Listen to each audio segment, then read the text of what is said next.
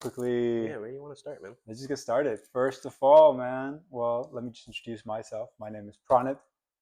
I am the founder of Disconnect Foundation. And with me today is none other than my dear friend, Payow. Payow. Payow. Amazing. But Pronit, and everyone else should know me too as my real name, Kingston. Thanks for having me. All right, cool, Yeah. cool. Well, yeah, thanks for being here. And there's a reason we're here today is because we're having this event on Saturday, the Disconnect After Dark. But it's so much deeper than just one event, isn't it? No. It's something that we've been talking about, planning for quite some time Since now. I met you. Yeah, exactly. Yeah. And so I guess first things first, Kingston, tell me just a bit about your music origins and kind of how you came about in this music world. Oh my God. Well, I was born. No, actually, it was my dad. My dad he wasn't like a well-known DJ, but it was just like a hobby of his. He had like the most random old school electronics he would get at pawn shops. Really? Had one ghetto vinyl turntable that he had to put a penny on to balance the needle so the records would play. Because he didn't want to spend money to buy another needle. So I remember that he had a bunch of just random records, and just growing up with him and just listening to music, and also to his favorite record to play all the time was Egyptian Lover. Oh yeah. Egypt. Yeah, that one, and then also Kraftwerk. Whoa. So he had a very vast palette, but never really played any shows. But he was the one that kind of instilled music into my blood. Wow. And so as I got older and grew up, it was kind of like music was this like synonymous thing that always kind of just kept me grounded. It was always around. I always had it on. I was always looking for it, and it was like when I was younger and could not like communicate my emotions so well, I would use music. So like, past lovers and new lovers, like I can tell you how much I knew about love, but like I know a song. And when this song is how I feel about you. And so, yeah. Beautiful. So that led me onto this beautiful journey with making music. And I think when I was 16, I found out about EDC. And like I've been said, like like the early roots of like electronic music I'd grown up with, of like R&B, hip hop, all those things. But it wasn't until I was like a teenager, and trying to find like your agency and like something new. That was a time of like big room and like progressive house and these electronic festivals that were like a new thing that were kind of springing into action, and that kind of like opened my eyes of like what is the rave. Beautiful. And so Nice. that kind of led me onto this journey and path of just like diving deeper, trying to emulate what I know, and also to just find the roots and culture of like dance music. Crazy. Yeah, that's awesome. Which is how I found you. Yeah, Years later. I think it's crazy that, not crazy, but it's so impressive that you grew up in a household that was listening to Kraftwerk.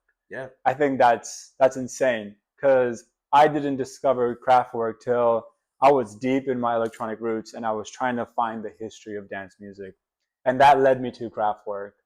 And now I have such a reverence for them. But the fact that you simply grew up with them is just, wow, that's beautiful. Yeah. The other thing we really, have bonded on is our reverence of the origins of dance music and how it, kind of started in these warehouses in Chicago, in Detroit, but it even goes back to, the disco scene of the 70s. Dude, and then from disco, I mean, just earlier on through blues, and from blues we sat in circles around fires and banged drums and danced around the fire in community. That's what it's always been. That's what it's all about. Really, absolutely. And I know you DJ with a lot of different genres and have such a wide variety in the music that you play, but yet, we always come back down to the dance music and those drums. And it really just touched on, how, like you said, this is how we communicated and how we spend time in community releasing energy was with that drum music and those constant rhythms and the dancing. And the storytelling. Absolutely. Always. Absolutely. It's a journey, and it's also just culture and like how we were able to pass on information through generations. It was through song and dance, and like that is what it is. Groovy, And to this day, groovy. maybe. Right, right. And then, when we started Disconnect, you came to our first ever beach party, and that's how we met in 2022.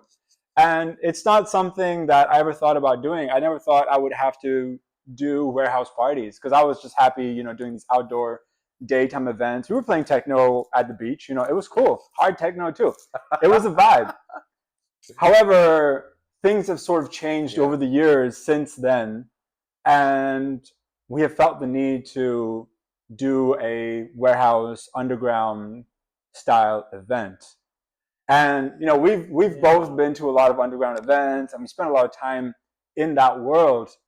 I guess I wanted to ask you what have you observed in the changes in the underground scene over the last several years? I would say the big thing for me, because I was thinking about it as we were talking about of our evolution with like the Disconnect parties, and like even when it comes down to like kind of music we've been playing, and I think it's intention. I think intention gets lost along the way, and I feel like in the dance scene and dance music, and just I don't know, maybe sometimes live too, intention gets kind of lost and kind of thrown to the wayside because there's a lot of distractions and there's a lot of division. And so everyone kind of are trying to like click up and build these like circles and spaces, but it's only techno or it's only dub house or it's only house or it's only this, it's only that. And there's this whole aesthetic thing, and it's like, but people don't know the intentions because they don't know the roots. You gotta slow it down. You gotta get back to the basics. And so I feel like we're kind of at a point where I feel like the dance scene and underground scene in general the bubble has burst. But I think more people are waking up to like the truths of like why we come to these spaces, why we build these spaces together, and that it's not really truly a commercial thing. I mean, you can have millions of dollars on an event, but if you don't have that love in it, it's never gonna feel what it is, Exactly. And so that's what I think is like really exciting about this event on Saturday, because like we don't need a whole Insomniac production of like just to know that like this is the underground, this is deeper than that. This is just like a place where we got together to like endure and embrace each other and like release tension and celebrate joy and culture during very scary times, and that is the whole underground. That is why the whole scene happened. Right, that's the origins of it. That's really how it started. And I have a theory as to why people have kind of lost the roots and the intention is we kind of had a break with COVID, and I think that played a really big part. I mean, obviously social media and TikTok and all that stuff has played a huge part, but I definitely think that when I first was introduced to the underground scene, the gatekeepers of the underground scene, they showed me the ropes. They showed me, hey, this is how you enter a space respectfully. This is how you preserve the culture. This is how you honor the music and the artists behind it. This is how you create a safe space. And I was taught all that when I was entering this space and the underground scene. However, what happened with COVID is a lot of the gatekeepers during COVID, they kind of aged out, or they kind of, semi-retired or just retired from the underground world. And we had this whole new generation of kids that aged into the raving scene, the underground scene, but then there was no one there to show them the ropes. There was no one there to say like, hey, this is how it's done. This is the origins, and this is why we're gathering here today. And I think that's really what we're trying to repair, kind of get back to, wait, what are the roots of the underground? Why does everyone wear black at the underground rave? Is it because they just want to look cool for TikTok? No, it has nothing to do with that. But it's to take away any attention from yourself so that people can lose themselves into the music. Get into that trance of that constant drum beat. Yeah. It's like I could see that being like an evolution of like Uniform, the one, but I don't know. I think we're also in a place too where that as people have evolved past that. We are all unique, and so I think that's what's like really beautiful about the Disconnect people, but also to this evolving scene and shade of music is that like it's always gonna change. There's always nuance to it, because like what happened in the '90s, it happened. It happened Mm-hmm. already, bro. It already happened. That shit Mm-hmm. passed, and it's just been iterations of iterations of iterations. But I think what's really special and the intention again should be let us capture the moment now. And Mm-hmm. if we can pay homage to it, we kind of already are because we're doing what our generation is doing versus like Mm-hmm. what they were doing then, you know? Yeah, And yeah. that's what always ever was, bro. And I think that's why it's so important for us to have the no phone policy, Yeah. the no camera policy, and it's proliferating. We're not the only ones doing the no phone policy.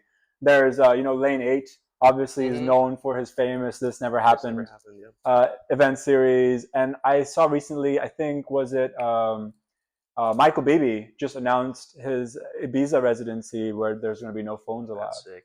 So people are realizing that wait, I think we went too far deep in this social media capture attention thing, and we've kind of Yeah. lost what made dance music so special, which was the dancing itself.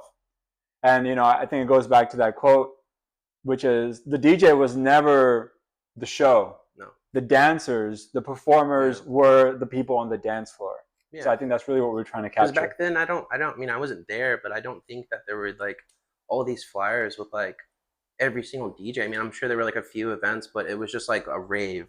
This is where it's at, and Mm-hmm. like call this number, and then you just showed up to this random place, and if there was good music or not, or just good sound, you didn't. It didn't even matter. It was just like this party's happening. I'm gonna go dance with my friends. We got lost along the way, but we met these other strangers who ended up coming to the same party, and now we're friends for life, kind of thing. You know, like that is like what it is The beauty of it. instead of like, oh, who are you gonna go see? Like, oh, I'm gonna go see this person, which is like great, but it's like, what about y'all? Like, who are you?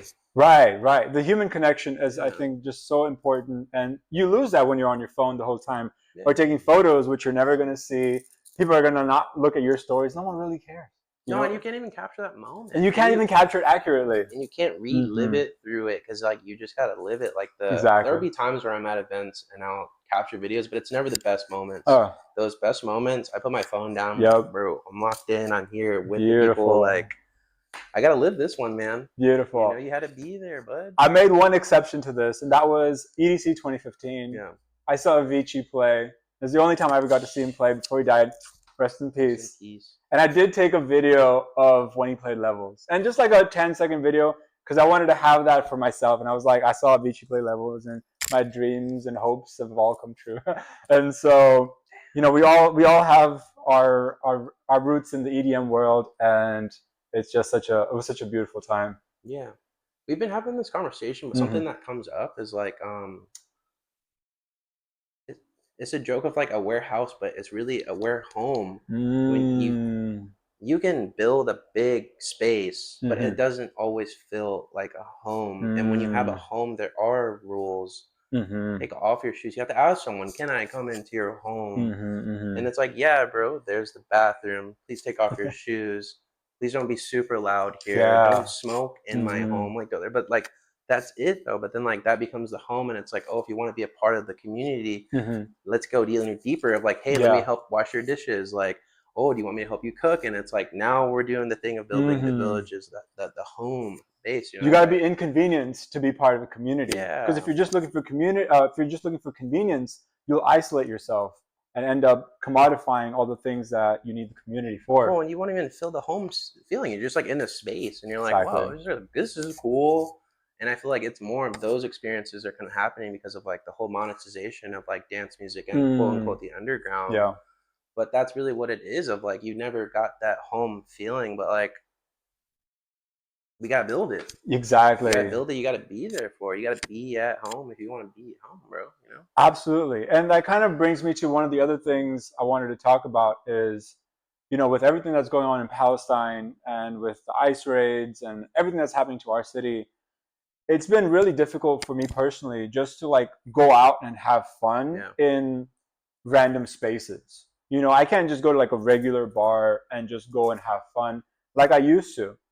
I think with everything that's happened since the last 2 years, since October 7th, and with the genocide that's going on in Gaza, I still need that joy in my life, but I need to be in a space where I feel safe to have that joy. And I think a lot of places are, using joy kind of as an escape, which is fine in certain circumstances. But for me personally, I have a lot of grief. I have a lot of sadness, and I need to balance that out with the joy. Yeah. And I've been looking for spaces that are aware of what's going on in the world, and we are having this joy as an intention, as a form of resistance to counteract the grief that we're also experiencing.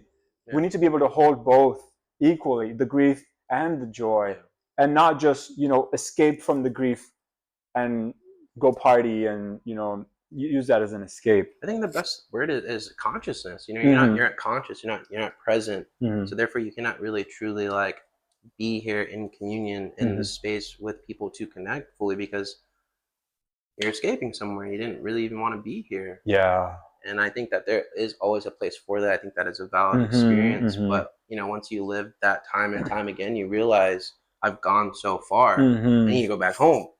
Exactly. It's like, okay, like come back home. Let's have the real conversations. Let's cry. Let's laugh. Let's do the real things. But also, let's take care of the space. Let's take care of ourselves. All those things. Yeah. Beautiful. Yeah. Yeah, I think that's really what it comes down to. And there are a lot of pro-Palestine events happening in LA almost every week. And so it's been really good for me. So like, okay, I know like if I need to get out, I can go do this, I can go do this, I can go to this event or that. But I will say there has been a sincere lack of pro-Palestinian dance events in LA, where they're specifically dance music focused. There's a lot of like hip hop parties, Indo-Arabic music, lots of different music vibes, but not any raves. And that honestly, it's so disheartening because that's the origins of dance music. That's how it came about. It was a form of resistance. Yeah. In the 70s, queer men were not allowed to dance with each other. And that's why they created these safe spaces with disco and all that and all that. And it's really, you would be criminalized, you would be put in jail if you were dancing with another man. Yeah. And it formed as a resistance, and now the underground scene has been completely silent. And what about the people that have consciousness, that want to dance music, but also don't feel safe going out to just any party that's been completely silent, that is profiting from these experiences, but not giving back to the culture, not honoring the roots of dance music. Yeah. We've seen that with Boiler Room, right? Boiler Room. So many, man. So many places, big and small. Like, it's just exploitation. It's really what it is. And again, it does a disservice to the movement and just the culture of like everything that it's a part of. But I'm also quite hopeful because I've seen this whole boycott Boiler Room movement spark. In San Francisco, they tried to do a Boiler Room, but the boycott movement was so strong they had to cancel. All the artists backed out, and then they did like a independent rave with a bunch of artists that they used that funding to throw their own rave. And so if you think about it, all these mega conglomerates that are investing in the festivals and the boiler rooms and whatever, they're also investing in weapons manufacturing. So they profit off of genocide. They profit out of war. And you need to be mindful of, okay, if I'm going to pay money to go see this artist, is part of that money going to go towards harming people? And we just need to be a bit more conscientious of that. Yep. Intention. Right. Intention. Exactly. Is everything. And with intention, it forces you to slow down. But like, what is the rush? There's no rush, So like, here we are. Yeah, and I feel like getting back to the basics of like making anything so simple, but taking your time with it is so good. Like taking your time making a PB&J. There's a lot of love goes into it, and when you eat that PB&J, it's always so good. So good. And it's just PB&J. It's just PB&J, and like that is music, that is life, that is what's happening. Yeah. Yeah. Well, I think that's all we really wanted to catch up on today. Yeah, come to the show. Come Saturday. Come see us. If you can't catch this one, just stick around. Follow our events. Follow our sites. We'll be hosting more stuff. Yeah. Well, thank you, Kingston, aka Payow. Again, thanks for having me. me. Bring it in. Yes. Love you too, man. Thank you so much, and we'll see you guys Saturday.